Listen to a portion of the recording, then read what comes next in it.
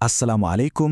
নবীজি সাল্লাল্লাহু আলাইহি ওয়াসাল্লামের জীবনে ঘটে যাওয়া এমন এক আশ্চর্য ঘটনার কথা আজ আমরা জানব, যেটা শুধু একটা কাহিনী নয়, বরং বিশ্বাস, পরীক্ষা আর আল্লাহর সুরক্ষার এক জীবন্ত দলিল।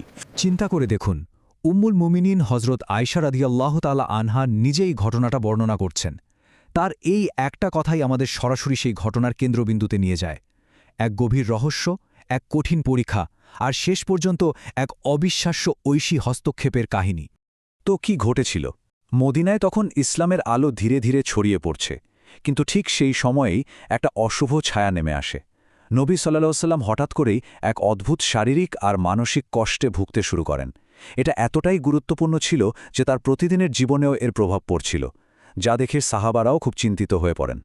কিন্তু দেখুন, এমন একটা কঠিন পরিস্থিতিতেও তিনি কি করলেন? তিনি কিন্তু হতাশ হননি, বরং আরও বেশি করে, আরও গভীর মনোযোগের সাথে আল্লাহর কাছে দোয়া করতে লাগলেন। তার এই অবিচল আস্থা আর প্রার্থনাই ছিল এই সংকট থেকে বেরিয়ে আসার প্রথম ধাপ। আর যখন মনে হচ্ছিল যে এই রহস্যের কোনো কিনারা নেই, ঠিক তখনই আসলো আসমানি সাহায্য। এক রাতে গভীর দোয়ার পর নবী সাল্লাল্লাহু আলাইহি ওয়াসাল্লাম একটা স্বপ্ন দেখেন, যা পুরো ঘটনার মোড় ঘুরিয়ে দেয়। এটা কোনো সাধারণ স্বপ্ন ছিল না, এটা ছিল সরাসরি আল্লাহর পক্ষ থেকে পাঠানো এক স্পষ্ট বার্তা। স্বপ্নে তিনি কি দেখলেন? দেখলেন দুজন ফেরেশতা তার পাশে বসে কথা বলছেন, একজন তার মাথার কাছে আর অন্যজন পায়ের কাছে। আর তাদের নিজেদের কথোপকথনেই সব রহস্য পরিষ্কার হয়ে গেল। তারা বললেন যে তাকে জাদু করা হয়েছে, এমনকি কে এই কাজ করেছে সেই ব্যক্তির নামও তারা বলে দিলেন। ব্যাপারটা শুধু কে করেছে তাতেই থেমে থাকেনি। ওই ফেরেশতারা একদম সুনির্দিষ্টভাবে বলে দিলেন কি কি জিনিস ব্যবহার করে জাদুটা করা হয়েছে। একটা চিরুনি, কিছু চুল আর পুরুষ খেজুর গাছের খোসা। জিনিসগুলো খুব সাধারণ, কিন্তু এর পেছনের উদ্দেশ্য ছিল ভয়াবহ। আর সবশেষে সেই জিনিসগুলো ঠিক কোথায় লুকানো আছে সেই জায়গার নামটাও বলে দেওয়া হলো। মদিনার জারওয়ান নামের একটা কূপের ভেতরে, একটা পাথরের নিচে। মানে এখন আর কোনো কিছুই অজানা রইল না। সত্য উন্মোচনের জন্য যা যা দরকার তার সবকিছুই জানিয়ে দেয়া হলো। এখানে একটা খুবই গুরুত্বপূর্ণ বিষয় আছে যেটা আমাদের বুঝতে হবে। এই জাদুর প্রভাবটা আসলে ঠিক কোথায় ছিল? দেখুন, এটা তার মানবিক দিক, মানে তার শরীর আর মনের ওপর সাময়িকভাবে প্রভাব ফেলেছিল। কিন্তু আল্লাহর রসুল হিসেবে তার যে মূল দায়িত্ব, অর্থাৎ ওয়াহি গ্রহণ করা আর ইসলামের বার্তা প্রচার করা, সেই জায়গাটা ছিল সম্পূর্ণ সুরক্ষিত। আল্লাহ নিজে তার বাণীকে সব ধরনের প্রভাব থেকে মুক্ত রেখেছিলেন।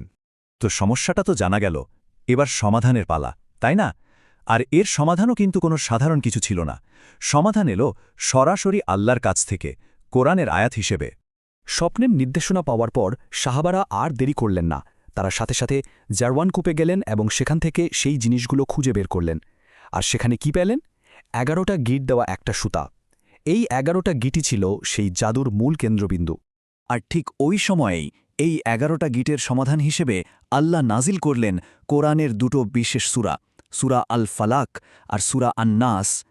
এই দুটো সূরাকে একসাথে বলা হয় মুআউযিয়াতাইন, যার মানে হল আশ্রয় প্রার্থনার দুটো সূরা। এটা ছিল ওই ঘটনার সরাসরি ঐশী জবাব। সূরা ফালাকের এই আয়াতটা একটু খেয়াল করুন। এখানে সরাসরি গিরায় ফু দেওয়ার কথা বলা হয়েছে। কি আশ্চর্য, তাই না? ঠিক যে পদ্ধতিতে জাদুটা করা হয়েছিল, কোরআনের আয়াতে সরাসরি সেটার কথাই বলা হচ্ছে। এটা প্রমাণ করে কোরআন কতটা জীবন্ত আর প্রাসঙ্গিক। এরপর যা ঘটল সেটা এক কথায় অবিশ্বাস্য। বলা হয় জিব্রাইল আলাইহিসসালাম এসে এই দুটো সূরার এক একটা করে আয়াত পড়ছিলেন, আর ওদিকে সুতার এক একটা গিট নিজে থেকেই খুলে যাচ্ছিল। যখন 11টা আয়াত পড়া শেষ হল, 11টা গিটই খুলে গেল। আর নবী সাল্লাল্লাহু আলাইহি সাল্লাম সাথে সাথে এমনভাবে সুস্থ হয়ে উঠলেন যেন তাকে এক ভারী শিকল থেকে মুক্ত করা হলো। আচ্ছা, এই যে পুরো ঘটনাটা আমরা জানলাম, এটা কি শুধুই অতীতের একটা কাহিনী? একদমই না, বরং এর মধ্যে আমাদের সবার জন্য সুরক্ষার একটা চিরস্থায়ী পথ নির্দেশ রয়ে গেছে। চলুন দেখি এই ঘটনা থেকে আমরা আমাদের দৈনন্দিন জীবনের জন্য কি সুরক্ষা নিতে পারি। তাহলে চলুন দেখে নেই সেই নববী ঢাল বা প্রোটেকশনের উপায়গুলো কি কি। প্রথমত, নিয়মিত সূরা ফালাক আর নাস পড়া, বিশেষ করে সকালে, সন্ধ্যায় আর ঘুমানোর আগে।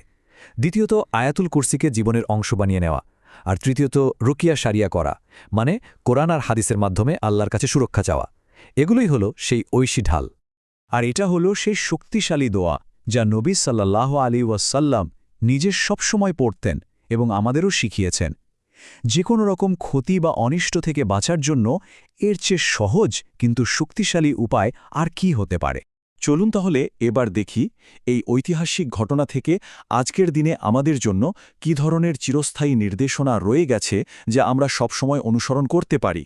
আমাদের জন্য সুরক্ষার সেই আধ্যাত্মিক সরঞ্জামগুলো রয়ে গেছে, যেমন সকাল সন্ধ্যা আর ঘুমানোর আগে সূরা ফালাক ও নাস পড়া, প্রতি রাতে আয়াতুল কুরসি পাঠ করা, আর আছে রুকিয়া শারিয়া মানে কোরআনের নির্দিষ্ট আয়াত আর হাদিসে বর্ণিত দোয়া পড়ে আল্লাহর কাছে নিরাময় ও সুরক্ষা চাওয়া। এগুলোই হলো সুন্নাভিত্তিক সুরক্ষার সবচেয়ে পরীক্ষিত পদ্ধতি, যা যে কোনো শিরিক বা কুফরি থেকে সম্পূর্ণ মুক্ত। তবে একটা বিষয় খুব স্পষ্টভাবে মনে রাখতে হবে, সুরক্ষার নাম করে জ্যোতিষী, তান্ত্রিক বা কবিরাজের কাছে যাওয়া ইসলামে কঠোরভাবে নিষিদ্ধ, মানে হারাম। যে কোনো পরিস্থিতিতে একমাত্র আল্লাহর কাছেই সাহায্য চাইতে হবে, অন্য কোনো শিরকি উপায়ে নয়। আর এই পুরো কাহিনীর সবচেয়ে মর্মস্পর্শী আর সুন্দর দিকটা কি জানেন? এত বড় একটা ষড়যন্ত্র আর এত কষ্টের শিকার হওয়ার পরেও আল্লাহর রাসূল সাল্লাল্লাহু আলাইহি সেই জাদুকর লাবিদ ইবনু আসামের ওপর কোনো প্রতিশোধ নেননি, বরং তাকে ক্ষমা করে দিয়েছিলেন। এই একটা ঘটনাই প্রমাণ করে দেয় কেন তিনি ছিলেন রহমাতুল্লিল আলামিন, শুধু মানুষের জন্য নয়, সমগ্র জগৎসমূহের জন্য রহমত। এই ঘটনাটা তাই শুধু সুরক্ষার নয়, ক্ষমারও এক উজ্জ্বল দৃষ্টান্ত হয়ে আছে।